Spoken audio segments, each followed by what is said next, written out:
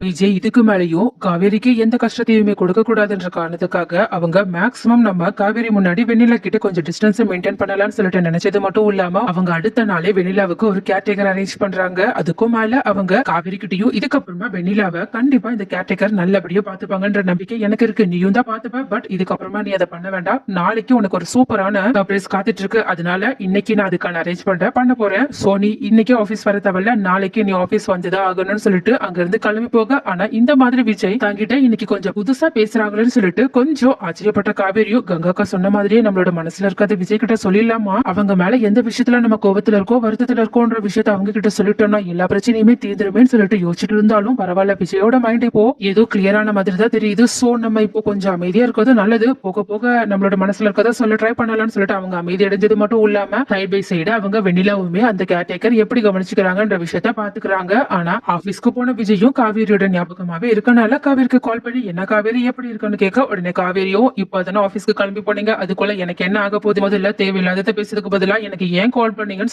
சொல்லுங்கன்னு சொல்ல. ஆனா விஜயும் ஏன் நான் ஏதாவது விஷயம் நான் மட்டும் தான் உனக்கு கால் பண்ணணுமா என்ன, என் பொண்டாட்டியோட வாய்ஸ் எனக்கு கேட்கணும் போல தோணுச்சு, அதனாலதான் கால் பண்ணேன், அதுல உனக்கு ஏதாவது பிரச்சனையான்னு சொல்லிட்டு ஃபிளர்ட் பண்ண ஆரம்பிக்க. உடனே விஜய் இந்த மாதிரி பேசுறதை கேட்ட காவேரியும் தன்னையே மறந்து லைட்டா மனசுக்குள்ள சிரிக்க ஆரம்பிக்கிறாங்க. அதை லைட்டா அந்த பக்கம் போன் கால்ல பேசிட்டு இருந்த விஜயும் கேட்ச் பண்ணது மட்டும் இல்லாம என்ன என் பொண்டாட்டி சிரிச்சிட்டு இருக்கா போலயே, யார நினைச்சு சிரிக்கிறாங்க என்ன நினைச்சு சிரிக்கிறாங்கன்னு அப்படியே இன்னும் கொஞ்சம் ரொமான்டிக்கா பேச ஆரம்பிக்க. ஆனா காவேரியும் மறுபடியுமே விஜய் தனக்கு டிவோர்ஸ் கொடுக்க போற விஷயத்த யோசிச்சு பார்த்துட்டு சச்சே நான் எதுக்காக இப்படி எல்லாம் இவங்களை பத்தி யோசிச்சுட்டு இருக்கேன், அதான் இன்னும் 2-3 நாள்ல என்னோட மொத்த கணக்கையுமே அவங்க முடிச்சு வச்சிட போறாங்கல்ல, அப்புறம் இதுக்காக நான் இப்படி யோசிக்கணும்னு அவங்களையே கட்டுப்படுத்திட்டு அதெல்லாம் ஒண்ணும் நான் சிரிக்கல, என்ன விஷயம்ன்றத சொல்லுங்க எனக்கு நிறைய வேலை இருக்குன்னு சொல்ல. உடனே விஜயும் சரி சரி நீ நல்லா தானே இருக்க, வெண்ணிலாவை என்ன பண்ணிட்டு இருக்காங்க, வெண்ணிலா எப்படி நல்லா இருக்காளா அப்படின்னு கேட்க. உடனே மனசுக்குள்ள காவேரி அதான பார்த்தேன், வெண்ணிலாவை பத்தி விசாரிக்கிறதுக்காக தான் இந்த சார் எனக்கு கால் பண்ணி இந்த மாதிரி முதல்ல என்கிட்ட நல்ல விதமா பேசிட்டு கடைசியில அவங்க கேட்கணும்னு நினைச்ச மேட்டருக்கு வந்துட்டாங்கன்னு சொல்லிட்டு யோசிச்சுட்டு விஜய் கிட்ட ஆஹா வெண்ணிலால நல்லாதான் இருக்காங்கன்னு சொல்லிட்டு இருக்கும் போதே கரெக்டா பின்னாடி இருந்து வெண்ணிலாவோட வாய்ஸ் அவங்களுக்கு கேக்குது. அதுக்கும் மேல வெண்ணிலா விஜய் விஜய்னு சொல்லிட்டு கத்திக்கிட்டே இருக்காங்க. உடனே இதை கிட்ட விஜயும் என்னாச்சு வெண்ணிலா எதுக்காக கத்துறான்னு கேட்க. உடனே காவேரியும்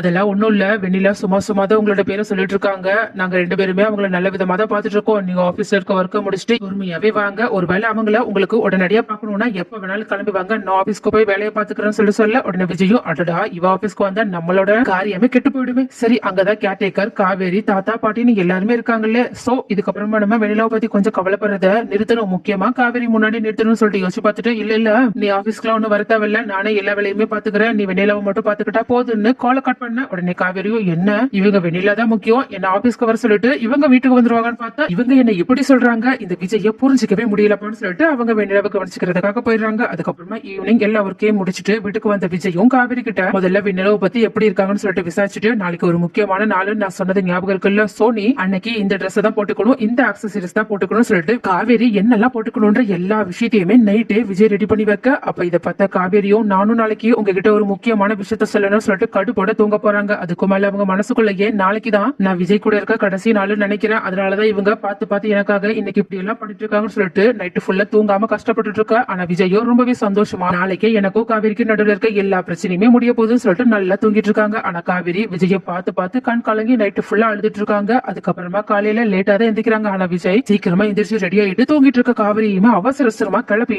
ஆபீஸ்க்கு கூட்டிட்டு போயிட்டு இருக்கு. ஆனா காவேரிக்கோ ஆபீஸ்க்கு வர மனசே கிடையாது, ஏதாவது காரணத்தை சொல்லி அங்க இருந்து தப்பிச்சு போயிடலான்னு பாக்குறாங்க. ஆனா விஜய் இந்த தடவை காவேரியை விட்டுறக்கூடாதுன்றதுக்காக அவங்கள கையோட கூட்டிட்டு போக காவேரியும் வேற வழியே இல்லாம விஜய் கூட போயிட்டு இருக்காங்க. அது மட்டும் இல்லாம ரொம்பவே சோகமா ஆபீஸ்க்குள்ள போகும்போது கரெக்டா அங்க வக்கீலுமே அவங்க முன்னாடி போறாங்க. சோ காவேரி கன்ஃபார்மே பண்ணிடுறாங்க. அதனால அவங்க விஜய் கிட்ட ரொம்பவே ஷாக்கோட விஜய் நீங்க இப்ப எல்லாத்தையுமே யோசிச்சு தானே பண்ணிட்டு இருக்கீங்கன்னு கேட்க. உடனே விஜய் என்ன இவ இப்படி கேட்கிற, ஒருவேளை நம்மளோட சர்ப்ரைஸ் இவளுக்கு தெரிஞ்சிருச்சான்னு யோசிச்சாலும் பரவாயில்ல, இந்த அறிவாளிக்கு அந்த அளவுக்கு மூளை எல்லாம் கிடையாதுன்னு சொல்லிட்டு நம்பிக்கிட்ட அவங்க கிட்ட நான் எல்லாத்தையுமே யோசிச்சுதான் பண்ணிருக்கேன், நீ முதல்ல உள்ளவான்னு சொல்லிட்டு கொஞ்சம் ஸ்ட்ரிக்டா பேசி உள்ள கூட்டிட்டு போக காவேரியுமே பயந்து உள்ள போறாங்க. ஆனா உள்ள போனதுக்கு அப்புறமா தான் அவங்களோட எம்ப்ளாயிஸ் எல்லாருமே காவேரிக்கு சர்ப்ரைஸ் பண்ற மாதிரி அவங்களோட கேபின்ல நின்னுட்டு இருக்காங்க. அதுக்கும் மேல காவேரி அந்த டெஸ்க்ல அவங்களோட நேம் போர்டு இருக்கிறது மட்டும் இல்லாம அதுக்கு பக்கத்துல எம்டின்ற பேருமே இருக்கிறத பார்த்துட்டு ஷாக்ல விஜய பார்க்க என்ன லூசு என்னோட சர்ப்ரைஸ் உனக்கு பிடிச்சிருக்கா, இதுக்கப்புறமா நீயும் இந்த கம்பெனியோட one of the share partner, அது மட்டும் இல்லாம இதுக்கப்புறமா இந்த கம்பெனியோட எம்டியும் நீதான், இதுதான் நான் உனக்கு கொடுக்க நினைச்ச சர்ப்ரைஸ், இது தெரியாம நீ தேவையில்லாம டிவோர்ஸ் அது இதுன்னு சொல்லிட்டு